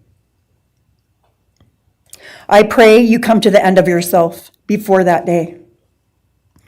Whether you like it or not, heaven is for real and so is hell. The innocent life of Xana that you stole from myself and my family, and the destruction of this, and the destruction it has caused. I am washing my hands of you and turning you over to my Lord and Savior, Jesus Christ, whom vengeance belongs to. In closing, I want to read a passage from the Bible, Ephesians 6, King James Version. Finally, my brethren, be strong in the Lord and then in the power of his might. Put on the whole armor of God, that ye may be able to withstand the wiles of the devil. For we wrestle not against flesh and blood.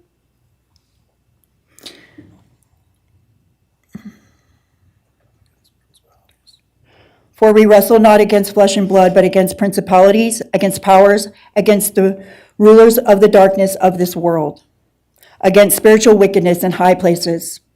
Wherefore, take unto you the whole armor of God, that ye may be able to withstand in the evil day, that ye may be able to stand in the evil day.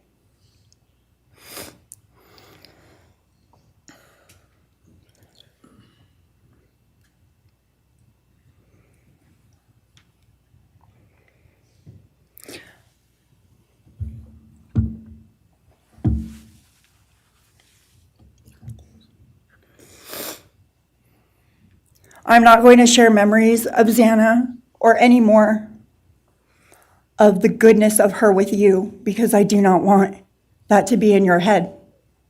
I don't want it to be in your head. You don't deserve that. You don't deserve our good memories that we have. I do pray for you. I pray that you come to the end of yourself. I pray that before this life is over, that you ask our Lord and Savior in your heart and to forgive you. I do pray for that. But after today, I wash my hands of you, and you are no longer a thing. Thank you. Thank you.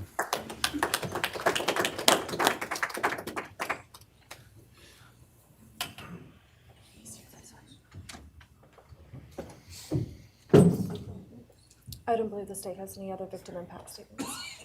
Okay.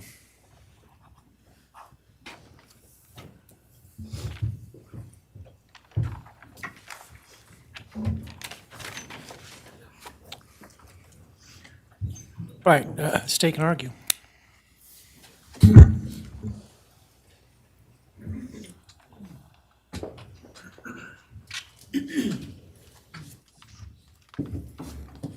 Thank you, Your Honor.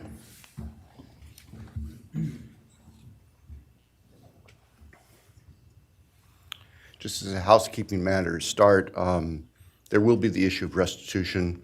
That is, the documentation is being gathered, and we ask the court would defer that for 30 days so we can present it in an orderly fashion and make sure it's comprehensive for everyone. Any objection to leaving restitution open in 60 days? All right. Thank you, Your Honor.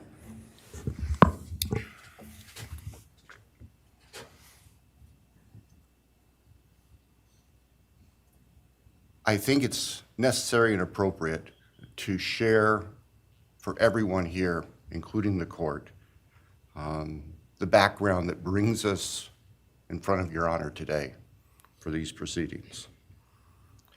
As the record reflects, and as everybody in this courtroom knows, the defendant has pleaded guilty to all 5 counts charged in the indictment. Under oath before Your Honor, he has admitted that the charges against him are true. He has reassured the court that he has not been coerced or threatened to make those admissions. And Your Honor did an extraordinary job in taking the pleas back on July 2nd. We appreciate the court's discipline and insight. The defendant has also waived appeal on the multitude of rulings from this court and Your Honor's predecessor in Latah County on dozens, literally dozens of motions seeking to dismiss the case, seeking to control or limit evidence, seeking to offer evidence that would not be appropriate. And we appreciate the court's consistent rulings based on the law, based on the facts. As Your Honor will recall, on June 18th, it's just really not that long ago, we appeared before this court for arguments on what became the defendant's final motions to this court. Motion where they wanted to offer evidence suggesting that other people were responsible for the defendant's actions, and the motion seeking essentially an indefinite continuance of the trial. It was readily apparent to all of us in the courtroom from Your Honor's comments that those motions were not going to be granted. So we returned to Moscow and continued with what we had been working on for months in preparation for trial. We had no qualms about going to trial if trial was what was necessary and appropriate. The following week after we were in court, we were approached by the defense with an inquiry about a possible plea. And I can tell the court this is the first suggestion ever that there was any consideration, because indeed, the defense had maintained from the beginning that Mr. Kohberger, the defendant, was factually innocent. It's clear that the reality of the evidence and the case that had been investigated and prepared and that we were ready to present in court became a reality. Our reaction, among other things, was to reach out to all the families. And in fact, later that week, on Thursday and Friday of that last week of June, we met with representatives by teams, virtual meetings, with representatives of all the families. And we talked about the status of the case, and the upcoming trial and things that related to the trial. And we also let them know that there had been an inquiry about whether there might be an offer for a plea. And we asked the family members for their thoughts and feelings. And they were candid. And they have been candid since, and we respect that. And we understand, recognize, and acknowledge that there was a difference of opinion among representatives of the different families. We understand that.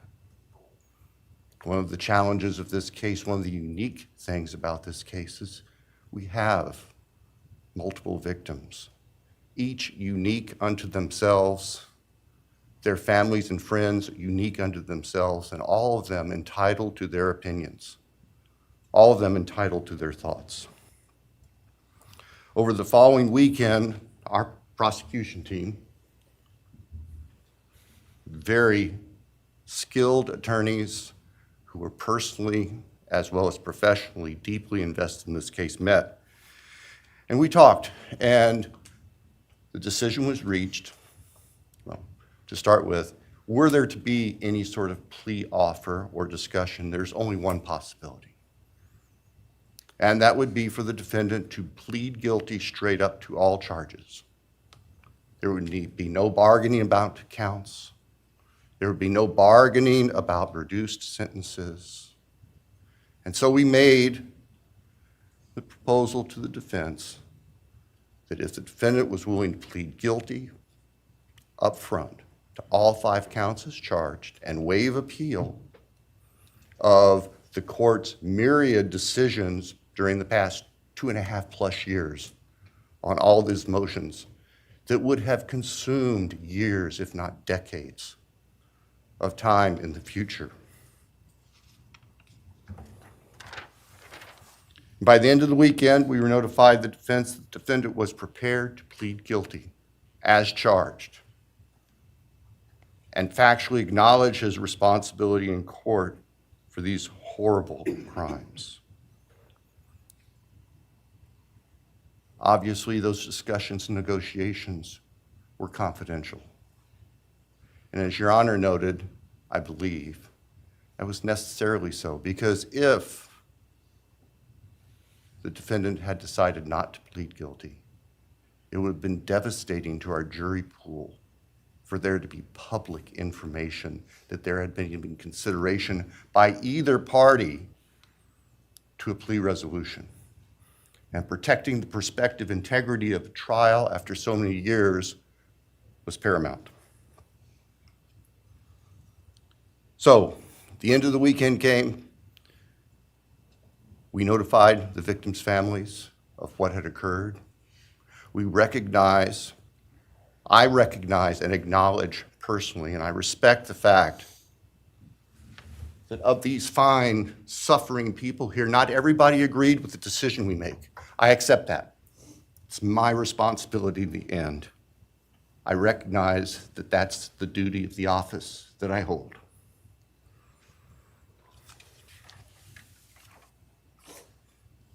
So now, it is time for the judicial system to impose final judgment and close the door on this chapter of these tragedies. As the court is aware, by the agreement of the parties, it is the state's prayer. Perhaps have the Elmo police turned on.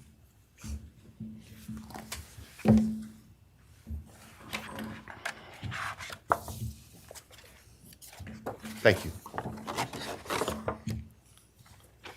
That on count 1, the felony burglary, that the court sentenced the defendant to the maximum period of 10 years fixed in the custody of the Idaho Department of Correction. Then on count 2,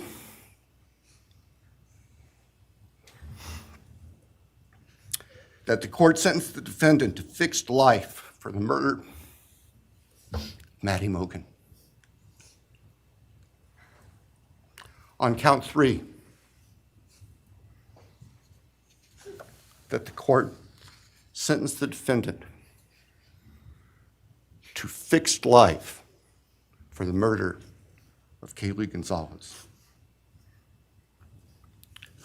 On count 4, that the court sentence the defendant to fixed life for the murder of Xana Kernodle. On count 5,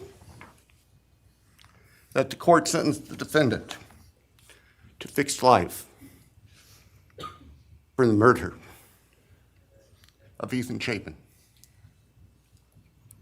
And the state further prays that these sentences be ordered to run consecutively, back to back, not at the same time, to recognize and respect the unique individuality of each of these beautiful young people whose lives were taken brutally and for no reason.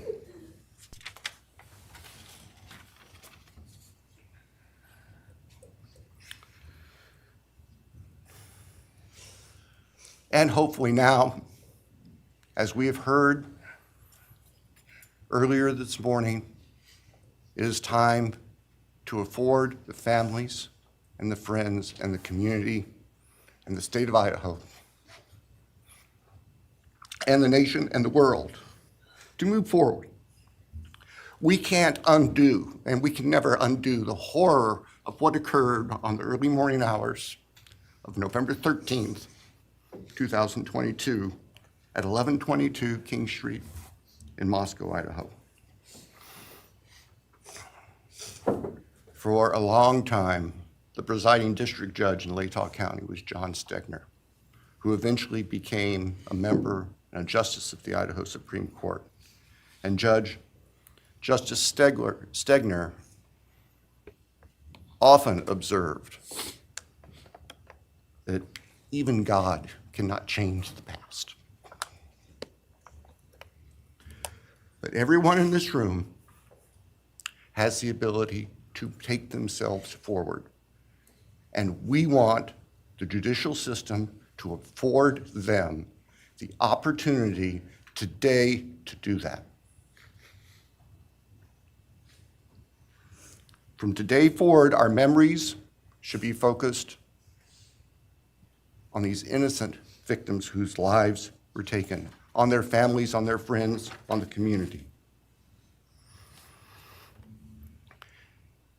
The court has heard discussion, talk today, reminiscences today about a special family that our victims shared, not just their natural, legal, and biological families, not just their university family within their sororities, for example.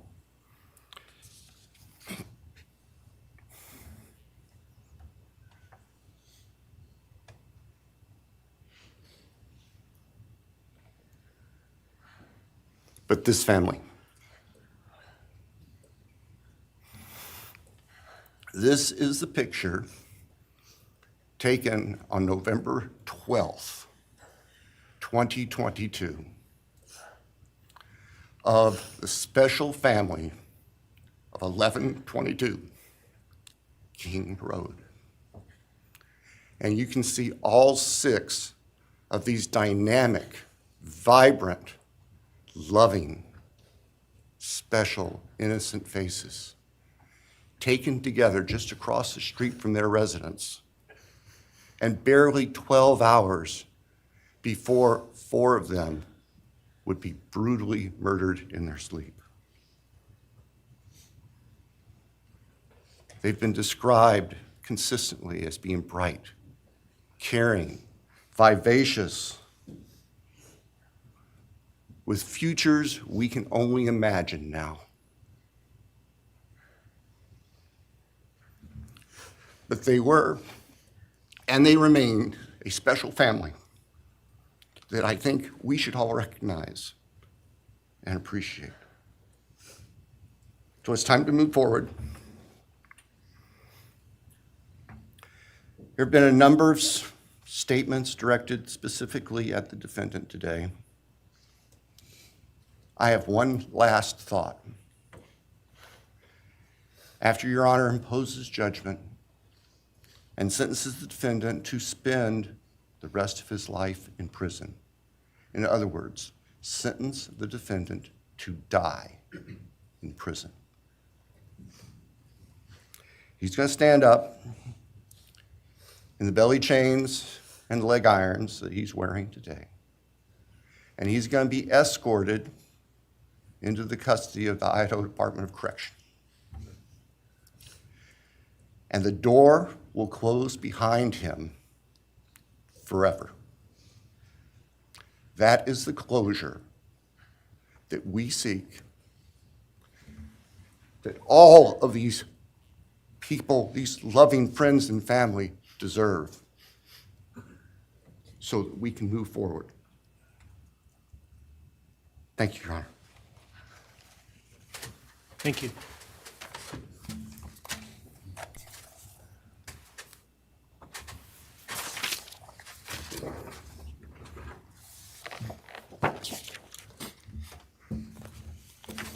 All right, does the defense have evidence to present today? No evidence. All right. Does defense wish to make argument today? Runner, we do not wish to make arguments. Mr. Kohberger, along with his legal team, is prepared for the court to enter judgment. All right, Mr. Kohberger, you have an opportunity to make a statement if you wish to. I take it you are declining.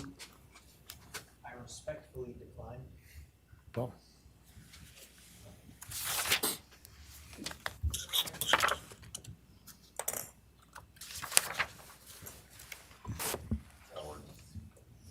please.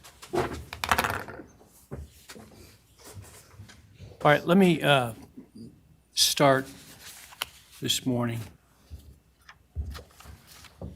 by acknowledging and thanking those that have come here today in support of their loved ones, and I appreciate your courage and your strength.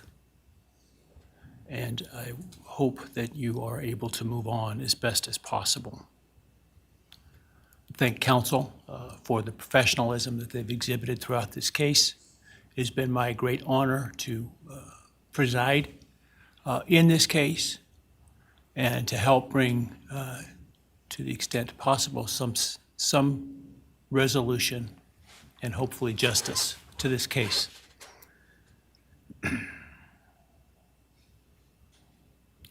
During the quiet morning hours of November 13, 2022, a faceless coward breached the tranquility of 6 beautiful young people and senselessly slaughtered them, 4 of them. Who committed this unspeakable evil was unknown for several weeks, but due to the killer's incompetence and outstanding police work by numerous local, state, and federal law enforcement agencies, the person that slithered through that sliding glass door at 1122 King Road now stands before the world and this court unmasked. This unfathomable and senseless act of evil has caused immeasurable pain and loss.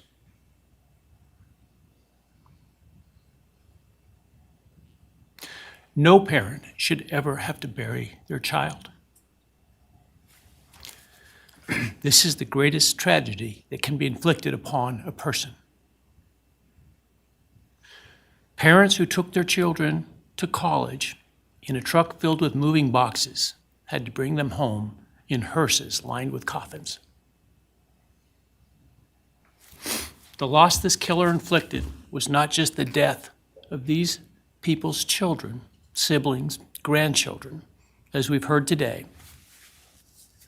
It has ripped a hole in their soul, destroying a special part of their very essence. Any person who is a parent defines themselves foremost as such.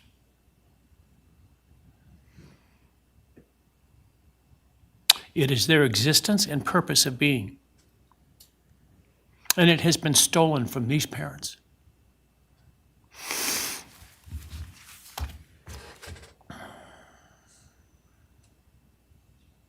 None of us have experienced the loss these victims have in the unspeakable way that they have. And therefore, none of us can, nor should we, question the way in which they have handled their loss. Whether that be in private mourning, removed as far as possible from this media circus, or in front of a camera demanding retribution with the loudest megaphone. I've listened intently to the stories and pain that have been shared today, with great awe at the courage and resilience of the surviving family members of those wonderful children. I've listened also to the surviving roommates, both in person and through their friends. And I can't think of how, frankly, courageous they have been despite the hell that they have faced by uncaring people who have come up with all kinds of crazy theories about two kids simply being kids. The parents, siblings, and other family members who have spoken today are designated as victims in our legal system. But going forward, I hope that they can shed that label, as it gives too much power to the evil that condemned them to that role. They are and should be known as survivors, fighters, and foremost as witnesses to the tremendous lives of value and unbounded promise of these four young people. But those speaking today and those who did not speak, but who carry the same burden, this same loss, now carry forward the memories of these now perpetually young people, these forever children. These survivors carry the responsibility of ensuring that the voices of these children, Maddie, Kaylee, Xana, and Ethan, are never forgotten, and the positive impacts that they have had on so many lives are never minimized, and that the love they shared, the light that they shined onto others, is forever celebrated. As we sit here today, this case is ending, and we are now certain who committed these unspeakable acts of evil, but we don't know, and what we may never know is why. I share the desire expressed by others to understand the why. But upon reflection, it seems to me, and this is just my own opinion, that by continuing to focus on why, we continue to give Mr. Kohberger relevance. We give him agency and we give him power. The need to know what is inherently not understandable makes us dependent upon the defendant to provide us with a reason, and that gives him the spotlight, the attention, and the power he appears to crave. Yet even if I could force him to speak, which legally I cannot, how could anyone ever be assured that what he speaks is the truth? Do we really believe, after all of this, he's capable of speaking the truth or of giving up something of himself to help the very people whose lives he destroyed? Rather, I suspect the so-called reason would be dished out in enticing, self-serving, and aggrandizing untruthful bits, leaving people wanting more information, more insight, and thus enhancing even further the power he seeks to hold. Even if we could get truthful insight into his why, I suspect it would not in any way quench one's thirst for actually understanding why in the first instance. Because there is no reason for these crimes that could approach anything resembling rationality. No conceivable reason could make any sense. And in the end, the more we struggle to seek explanation for the unexplainable, the more we try to extract a reason, the more power and control we give to him. In my view, the time has now come to end Mr. Kohberger's 15 minutes of fame. It's time that he be consigned to the ignominy and isolation of perpetual incarceration.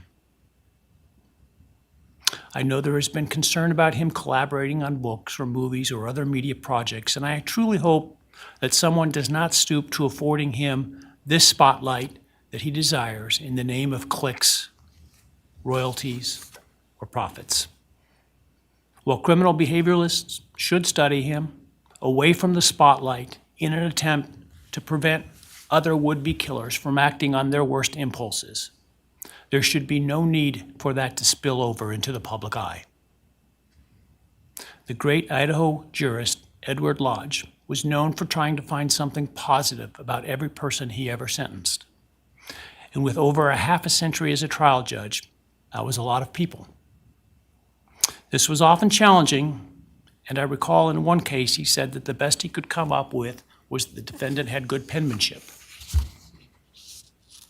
Truth be told, I'm unable to come up with anything redeeming about Mr. Kohberger because his grotesque acts of evil have buried and hidden anything that might have been good or intrinsically human about him.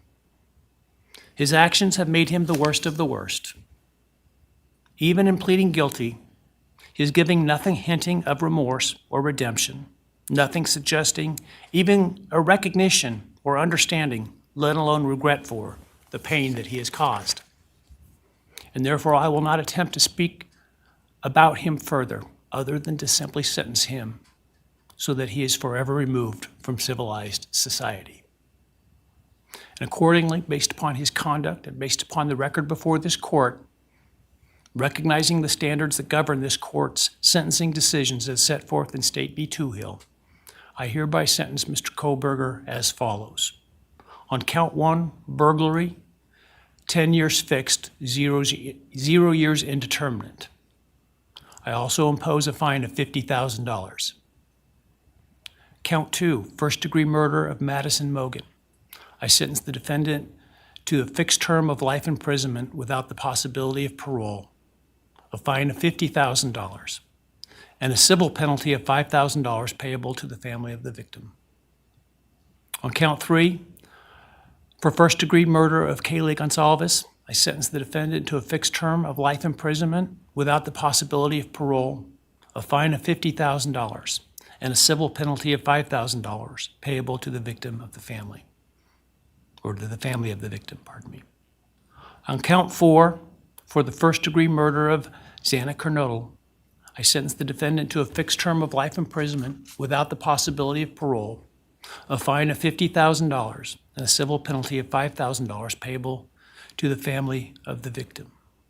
On count 5, for the first-degree murder of Ethan Chapin, I sentence the defendant to a fixed term of life imprisonment without the possibility of parole, a fine of $50,000, and a civil penalty of $5,000 payable to the family of the victim. The sentences on counts 1, 2, 3, 4, and 5 shall run consecutively to one another. Restitution will be left open for 60 days. Defendant will be required to submit a DNA sample and a right thumbprint impression to the Department of Corrections and comply with the DNA Database Act. I remand the defendant to the custody of the Idaho State Board of Corrections for to be imprisoned in an appropriate facility in execution of the sentence where he will remain until he dies. Though you have waived your right to appeal, you do have a right to file a notice of appeal, and any such appeal must be filed within 42 days of the date of the written judgment, which will be entered shortly hereafter. Though the appeal, you should be aware, may be deemed a violation of the plea agreement, and so I certainly suggest you discuss that with counsel if that is your desire. I ask the media and public present to allow the families to be escorted out first before they leave. Again, thank you to everyone for your stories today. I am strengthened by them, and I am encouraged by your humanity and strength, and God bless you. We're adjourned.